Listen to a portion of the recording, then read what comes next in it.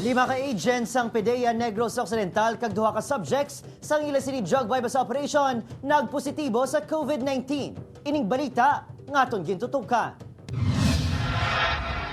Pila na kasimana ang nagligad sang gin-operate sang katapos ang PDEA Negros Occidental ang bantog nga ruruan sang droga sa Barangay Banago, Bacolod City. Anom ka persona ang ginaresto. Matapos ang operasyon, duha ka agents ang naglain ng pamatsyag. Gilayon sila gina-isolate kag ginpaidalom sa lockdown ng ilang opisina humlin August 13. 5 ka personnel harap sila sa quarantine facility pero ang mga asymptomatic sila in good conditions. Isa ka high-risk area ang Barangay Banago gani suspetsya ni Gomez. Dito nakuha sang agents ang virus. Sa anom ka maging pangdakop, duha sa ilang nagpositibo sa COVID-19 base sa resulta sa ilang swab test nga nagwasa nagligad nga adlaw.